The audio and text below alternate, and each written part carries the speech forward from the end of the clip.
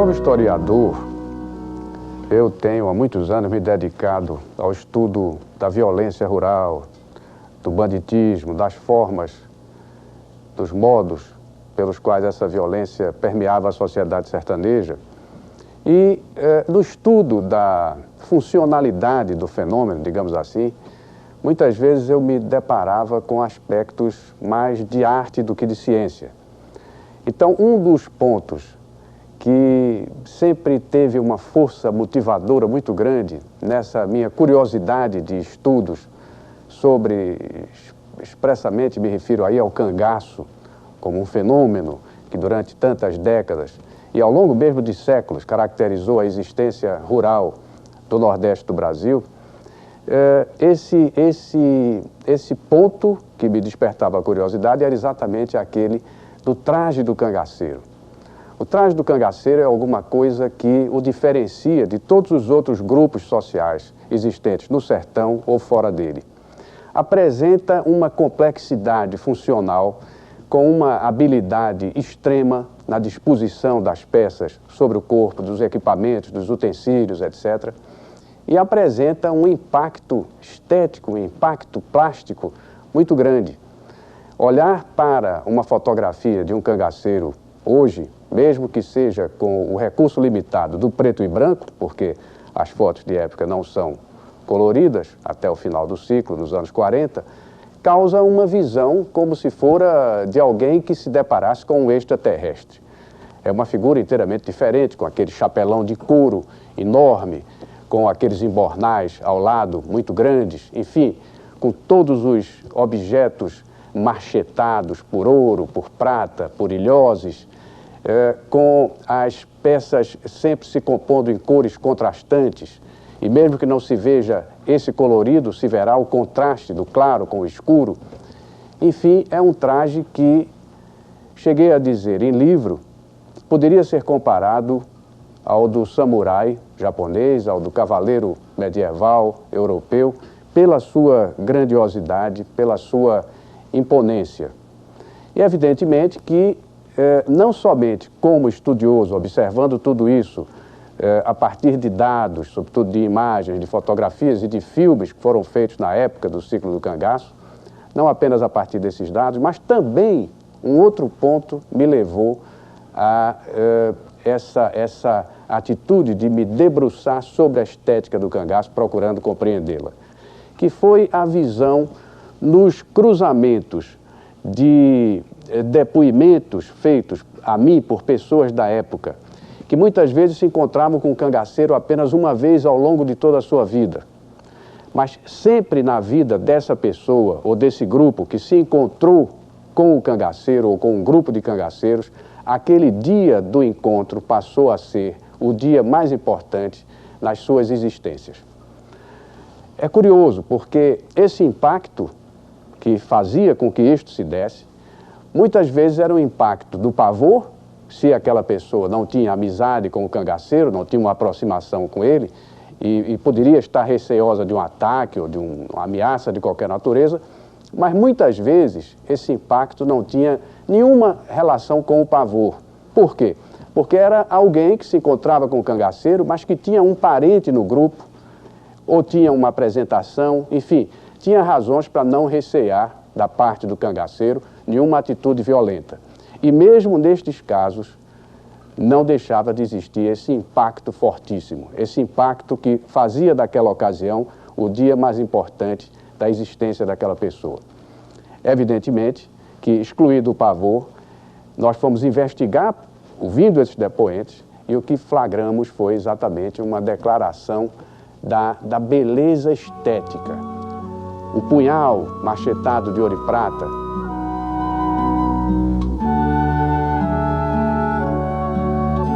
as cartucheiras de cintura com um palmo de largura, os embornais bordados em policromia com flores, com, enfim, um bordado complexo, o lenço de pescoço, geralmente de seda ou de taftá, em cores destacadas, o chapéu de couro, que é o grande ponto da concentração estética, com um abuso de ouro, de prata, de estrelas, sobretudo de signos de Salomão, de sinais de defesa espiritual contra ataques ou contra, enfim, coisas imateriais que pudessem representar algum risco para o cangaceiro. Enfim, o encontro com o cangaceiro, tirando e deixando de lado o aspecto do pavor que muitas vezes estava presente, era, sem nenhuma dúvida, um impacto estético de absoluta relevância.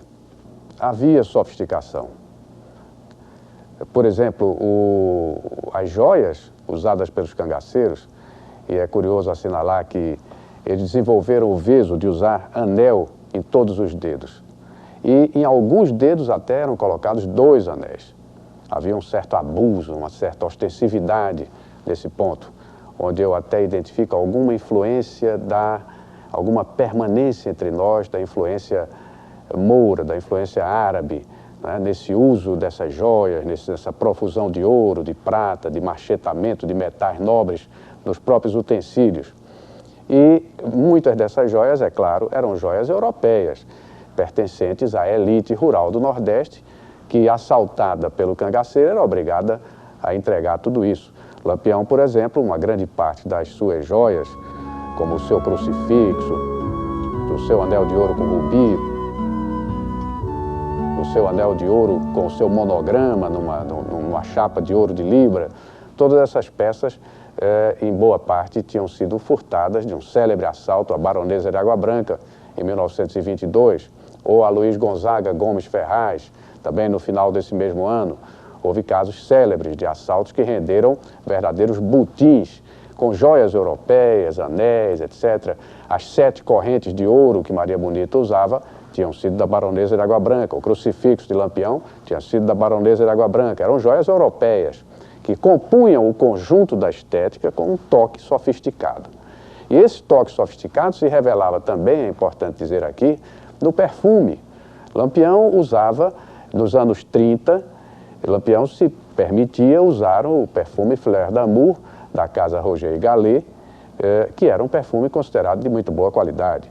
E era um homem que se permitia também, no seu raffinement resultante da convivência com os coronéis poderosos do sertão, que eram homens que passavam 6 meses do ano na Europa, 6 meses do ano no sertão. Lampião, então, passou já nos anos 20 a tomar o seu licor de menta Marie Bruisard, passou a tomar o seu gin inglês, o Old Tom, a sua ginebra de boa qualidade, o seu conhaque, o brandy português Macieira, o famoso 5 estrelas, como se dizia no sertão, e nos anos 30 interessou-se e consumiu bastante o próprio whisky White Horse. Eu, com esses dados que havia levantado nos estudos do fenômeno do cangaço, os aspectos, digamos assim, mais sociológicos, eu estava finalmente com um problema nas mãos pelo lado estético, ou pelo lado da arte, que era o de explicar inicialmente a mim mesmo e tentar, no momento seguinte, explicar aos meus leitores, digamos assim, as razões desse trajo tão exacerbado nas cores, tão ostensivo, tão imponente, e até vou usar uma palavra que a imprensa da época dela se serviu para caracterizar a entrada de cangaceiros no vilarejo, no povoado sertanejo, que é a palavra carnavalesco. Aplicaram essa palavra carnavalesco para caracterizar o traje do cangaceiro pela sua imponência, pela sua pompa, pela sua profusão de cores. Então aí, evidentemente, que as causas desse fenômeno, desse fato, elas são muito profundas, porque elas vão remontar até mesmo os primórdios da colonização. Quer dizer, o colonizador que chega ao Brasil, ele não encontra aqueles duendes, aqueles monstros que a mitologia havia disseminado pela Europa como sendo um ônus para quem navegasse pelo Novo Mundo. Mas ele encontra alguma coisa muito curiosa e muito estranha, que é um homem universal, ecumênico, igual a ele em essência, mas que tinha uma profundíssima diferença, que marcou essa diferença, o grande impacto na alma do colonizador ao observar o colonizado, enfim, o descoberto, que é o fato de que este homem do Novo Mundo, ele vivia, como se disse na documentação da época, ele vivia sem lei nem rei e era feliz. cada um sendo, como alguns documentos disseram também, cada um sendo o rei de si próprio, tendo a pretensão de ser o rei de si mesmo. Então, esse traço, a meu ver, depois de investigá-lo exaustivamente, me parece estar na origem de um certo orgulho, de uma empáfia, de uma ostensividade que existe nesses grupos sociais que no Brasil representaram o nosso irredentismo, a insubmissão, a rebeldia. O grupo de cangaço faz parte, portanto, de um contexto amplo, de que fazem parte também os velhos levantes indígenas que ocorrem desde o século XVI, com a preação e a escravização dos índios, os quilombos, que começam também no século XVI e são destruídos e se renovam no século XVII e ao longo, enfim, da colonização como um todo, e as próprias revoluções feitas pelos brancos e muitas vezes ditas revoluções liberais e que autores como Silvio Romero mostraram já que nada tinham de revoluções com características europeias, mas eram simplesmente irrupções de violência, irrupções do primitivismo da existência colonial diante de uma sociedade que já começava a estabelecer os seus controles. É importante dar uma palavra sobre a arte brasileira, porque finalmente nós estamos mexendo com um assunto que diz respeito exatamente a esse ponto. Então, essa arte brasileira, eu posso aqui até invocar o que disse Gilberto Freire em Casagrande Senzala, a meu ver, com muita autoridade. Ela sofreu uma descaracterização, ela sofreu quase que uma violentação a partir da educação religiosa que nós tivemos no período colonial. Gilberto chega a mencionar expressamente os jesuítas como tendo cerceado no Brasil uma arte que existiria, nossa própria, autóctone, que seria uma arte de projeção do homem, em benefício de uma arte que seria uma espécie de composição ou caligrafia, digamos assim, uma copiagem dos padrões e das linhas europeias disseminadas como sendo superiores às nossas, disseminadas por essa educação, de certo modo viciante, como sendo superiores às nossas. Então, se nós analisarmos o panorama da arte brasileira, a partir dessa ideia da descaracterização que ela sofreu, perdendo o caráter puro de uma arte de projeção do homem, nós vamos encontrar na estética do cangaço um exemplo extremamente valioso dessa arte na sua forma pura, dessa arte que, por ser protagonizada, digamos assim, por um grupo humano que se manteve irredento ao longo de 5 séculos, porque o cangaço vem dos primórdios da colonização até os anos 40 do nosso século atual. Então, esse grupo, por conta do seu irredentismo radical, de viver com a arma na mão, de viver sem lei nem rei, de ser o rei de si mesmo, também no plano da arte, ele não sofreria essa injunção viciosa da educação jesuítica ou religiosa de uma maneira geral.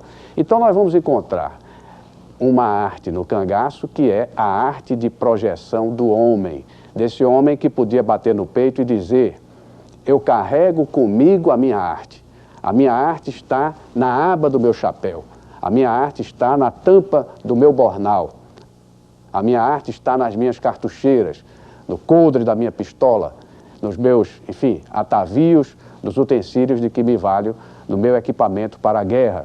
Todo ele enfeitado, todo ele matizado, todo ele avivado por cintas enfim, vaqueta, riscos, linhas, cores, não é? Em profusão, sobretudo nos signos de Salomão, que tem um sentido religioso milenar e representam um sinal de defesa contra possíveis malefícios espirituais que venham sobre aquela pessoa.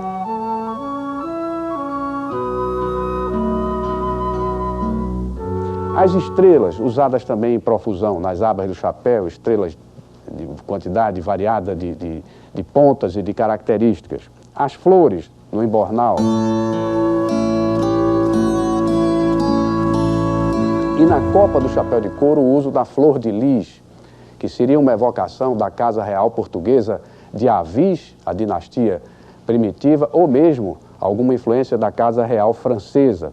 Evidentemente, muitos desses signos de que o cangaceiro se valeu, tomados de empréstimo da existência do vaqueiro, porque caracterizadamente a subcultura que se forma no cangaço, ela faz parte de uma cultura maior, que é a cultura do meio pastoril, da existência pastoril do vaqueiro do Nordeste.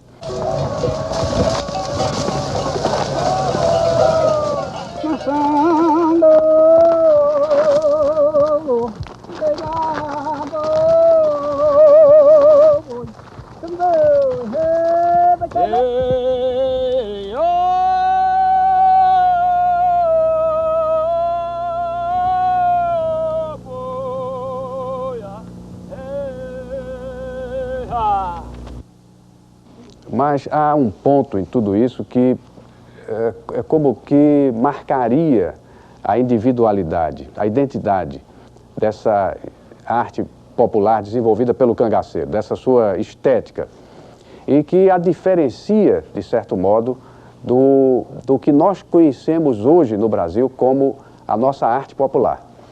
Que é o seguinte: enquanto essa arte popular mais conhecida, ela nasce, já me referi, claro, às circunstâncias de arcaico, etc., mas enquanto ela nasce numa circunstância de paz, ela nasce numa circunstância de ligação do homem com a divindade, numa relação de proteção que pode ser a priori, como a carranca, ou pode ser a posteriori, como o ex-voto, só para dar exemplos assim da arte popular brasileira mais conhecida. Na arte do cangaceiro, nós vamos encontrar então essa grande diferença, que é o fato dela surgir numa circunstância de conflito. Isso marca, isso não é uma coisa à toa. E essa situação de risco vai responder pela exacerbação nessa arte dos signos de defesa, dos sinais de proteção, esses que têm um sentido religioso, muitas vezes até difícil de se rastrear no tempo, porque imemoriais, como é o caso do signo de Salomão.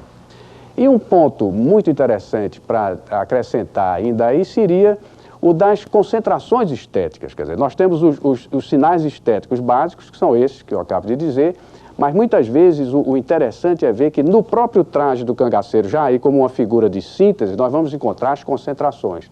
A pala do bornal, com motivo floral, em policromia, como disse, coberta por uma correia toda enfeitada com ilhoses, que era um elemento que, vazando o couro, permitia uma melhor refrigeração, mas esses ilhoses esmaltados de branco, eles tinham também uma interferência estética, compondo uma constante com o tecido que estivesse por baixo. No sertão, o cangaceiro costurava, o cangaceiro bordava, os grandes chefes de grupo, inclusive e sobretudo o Lampião, que costurava de maneira exímia e bordava de maneira exímia, não só em tecido como em couro, era um grande alfaiate de couro. Mas, repito, de uma maneira geral, os mais bem-sucedidos chefes de grupo eram também, se ocupavam também de se enfeitar a si mesmos e de enfeitar os seus subordinados para dar a eles o orgulho de combatente, o orgulho de participante daquele pequeno grupo, daquela pequena sociedade irredenta.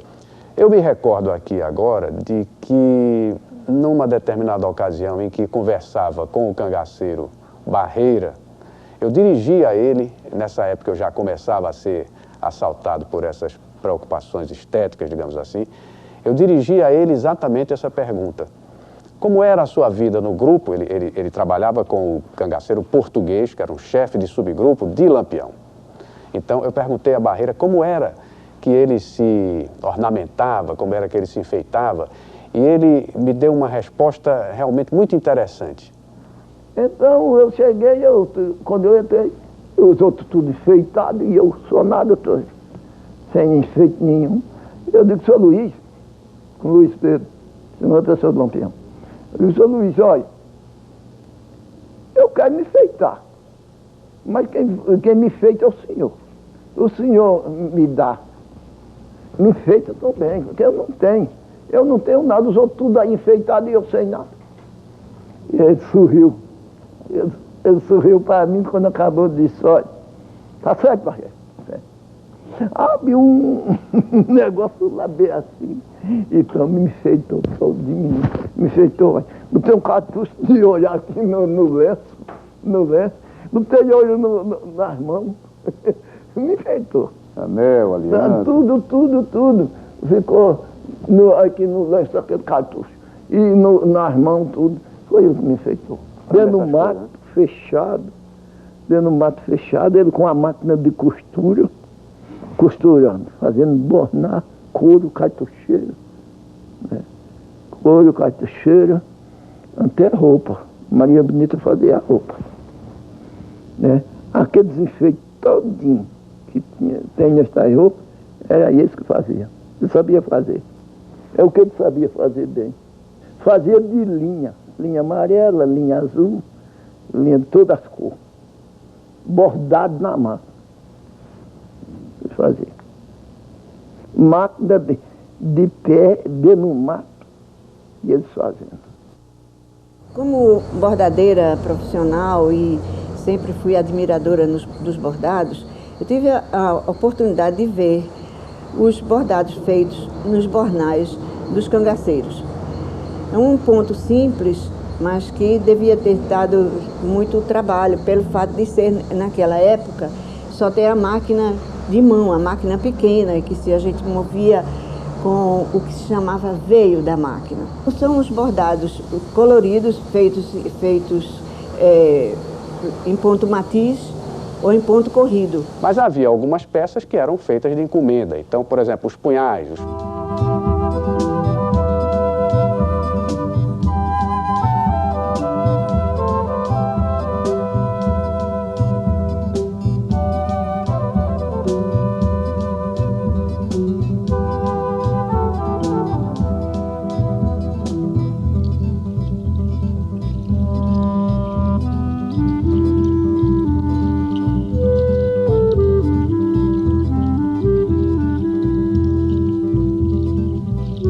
Facões, eles eram feitos em oficinas de ferrageiros, que eram os cuteleiros do sertão, alguns ficando famosos como Né Ferreiro, em Água Branca, Alagoas, Zé de Martina, em Triunfo, Pernambuco, José Pereira, em Jardim, no Ceará, e, sobretudo, João Jorge do Pau-Ferro, que hoje é Itaíba, em Pernambuco, que nos anos 30 era o grande fornecedor dos punhais para Lampião e para o Estado-Maior do seu bando, e são peças com o cabo em prata, com a incrustação de alianças de ouro, com incrustação de peças de marfim, e que compõem de uma maneira soberba o conjunto desse traje do cangaceiro, tão marcante e de sugestões estéticas tão, eu diria, dignas de uma apreciação.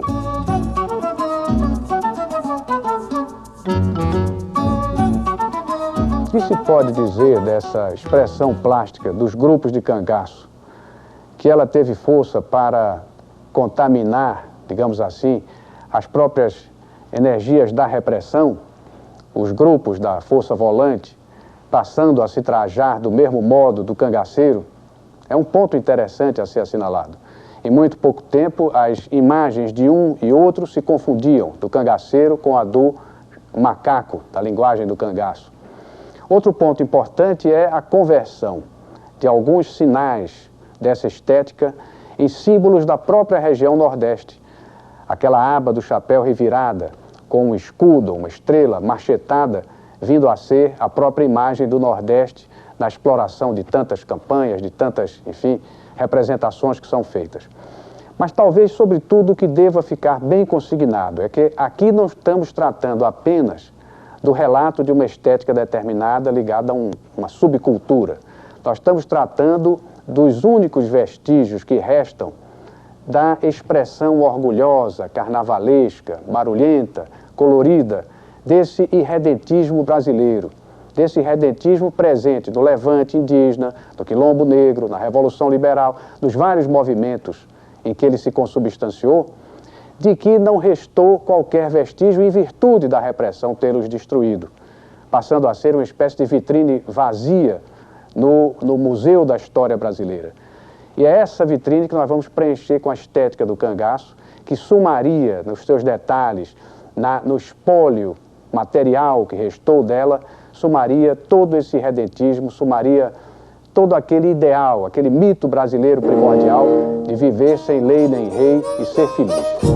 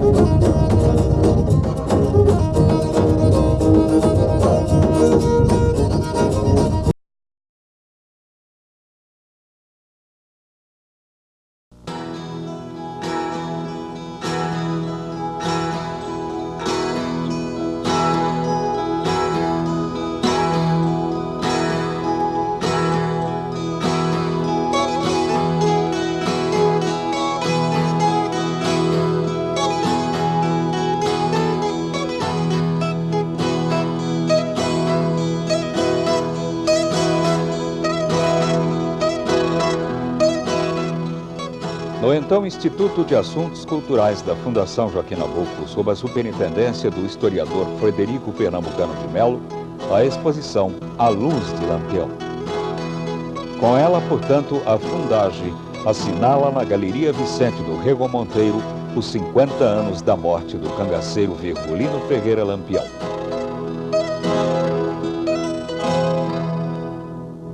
Normalmente não se espera que o público, tomando conhecimento do universo do cangaço pela primeira vez, ele já venha conhecendo os detalhes desse mundo estranho, desse mundo do sertão, desse mundo primitivo. Então, a Fundação Joaquim Nabuco teve o cuidado de preparar um boneco em tamanho natural, compondo a reprodução completa da figura de um cangaceiro. Esta reprodução é o motivo deste vídeo.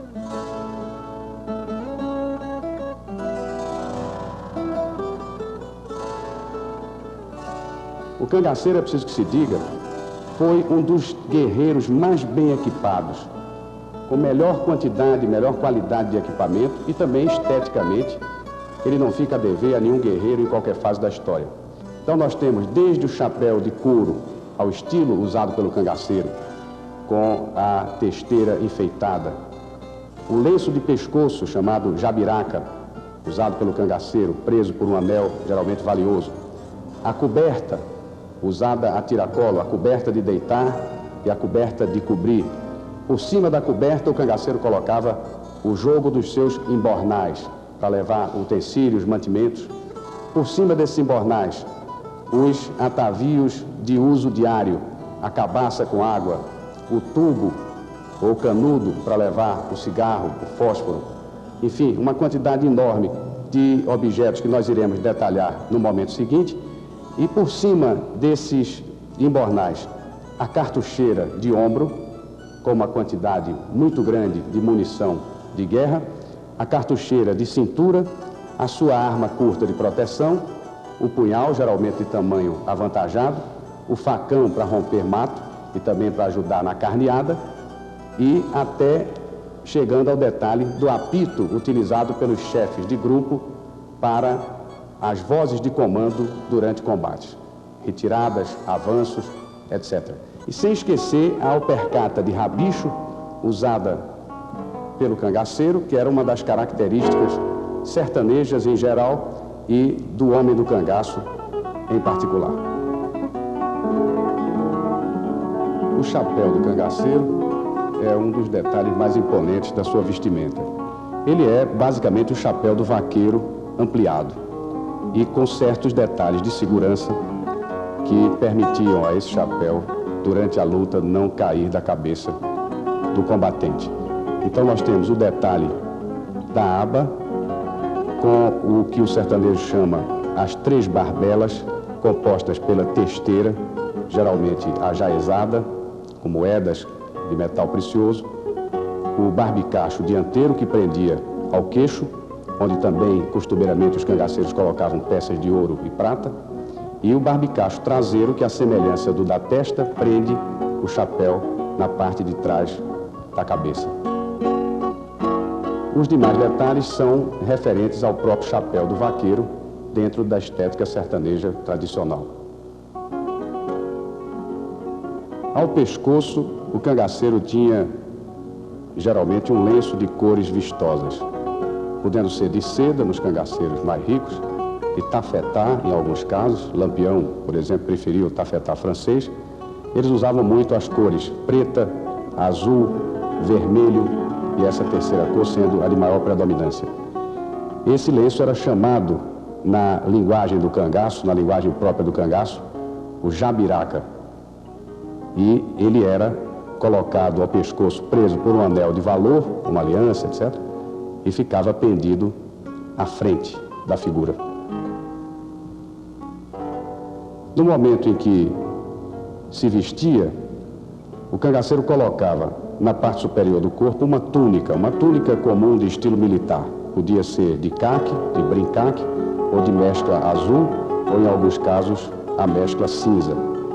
Por cima dessa túnica, as primeiras peças que entravam a tiracolo eram as cobertas de bramante estampado, forradas com chita branca, e de um lado, cingindo o peitoral, a coberta de deitar, e na outra direção do peitoral, a coberta de cobrir, como eles chamavam.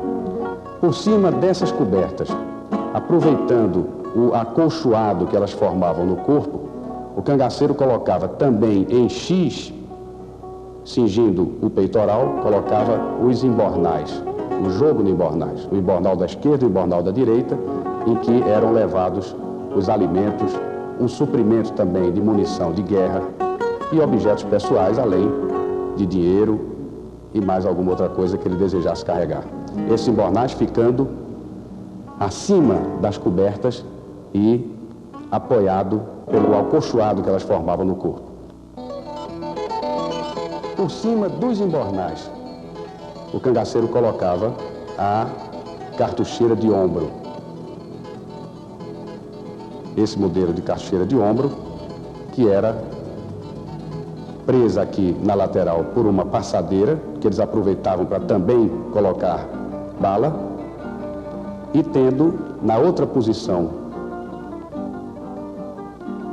do peitoral uma outra alça que emendava nesse ponto, fazendo com que o transporte de um peso muito grande de munição fosse distribuído anatomicamente pelo corpo, permitindo uma mobilidade bastante larga para o cangaceiro, que era essencial na guerrilha.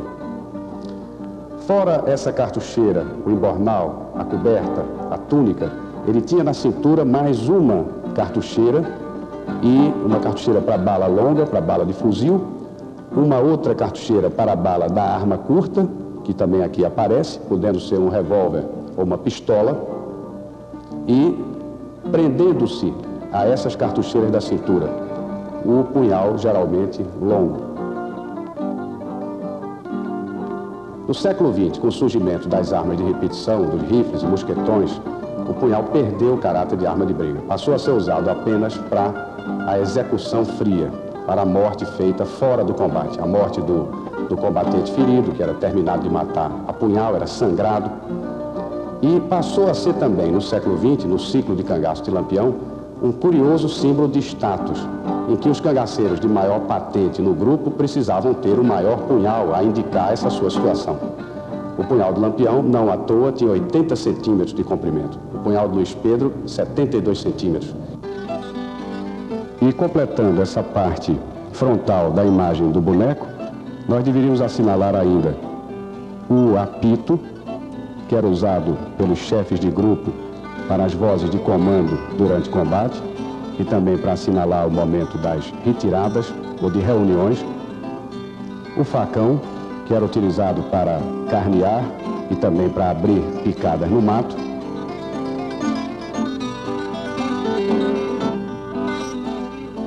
As luvas de couro, que não são exclusivas do traje do cangaceiro, mas que ele tomou de empréstimo ao traje do vaqueiro, são luvas que não prendem os dedos, apenas permitem um fácil deslocamento em meio à vegetação espinhosa do sertão.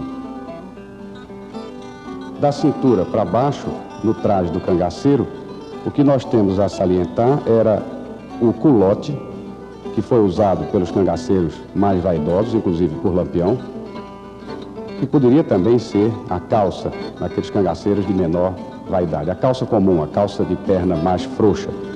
Mas aqui nós vemos um modelo do culote usado pelo cangaceiro, que cinge a parte inferior da perna, chegando até um dos segredos da mobilidade do cangaceiro, que era essa alpercata de rabicho, a famosa alpercata de rabicho sertaneja, feita de couro cru, curtido de maneira primitiva, e que, na versão usada pelo cangaceiro, ela tinha não apenas o rabicho do calcanhar, mas tinha um rabicho superior que passava por cima do pé, prendendo-a de maneira mais sólida e evitando que ela caísse durante as correrias do combate.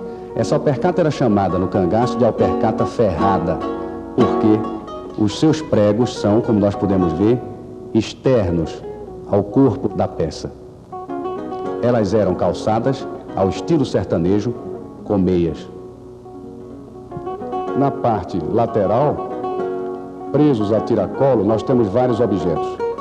Começaríamos pelo cantil, que era usado para a água, mas como essa água esquentava, muitas vezes o cangaceiro preferia usar o cantil para levar a bebida alcoólica, ou no final dos anos 30 eles já usavam também para levar o açúcar em pó, que já era bastante consumido no sertão. Aqui nós temos o caneco, também preso por uma correia a tiracolo, e que ficava repousando sobre o embornal, na parte lateral, portanto não incomodando o corpo. Aqui a carteira de couro, estilo de carteira de couro de boiadeiro, que era usada para conter o prato de estanho, usado pelo cangaceiro para as suas refeições. E nesse detalhe aqui nós temos a colher, usada também nessa refeição. E também a tiracolo, ao lado da bolsa, a cabaça com água, essa sim, da preferência do cangaceiro, porque nela a água não esquentava, mesmo na caminhada ao sol. Mais do que o cantil, o cangaceiro preferia a cabaça sertaneja para carregar a água. E o tubo, ou canudo, pouco conhecido, mas realmente muito usado, tanto pelo cangaceiro quanto pelo soldado volante, porque nele eram levados todos os objetos que não podiam levar suor nem chuva. Então, cartas recebidas, dinheiro, cigarro, fósforo e até retrato da namorada, em alguns casos. E finalizando essa parte, o detalhe importante de que a cartucheira, a parte lateral da cartucheira de ombro, repousava exatamente sobre o embornal, fazendo com que ela não friccionasse sobre o corpo, impedindo uma caminhada rápida ou produzindo lesões. Esse nosso boneco cangaceiro foi o resultado de uma pesquisa de 5 anos, identificando ponto a ponto as matrizes artesanais do ciclo do cangaço que se perderam no momento em que esse ciclo desapareceu.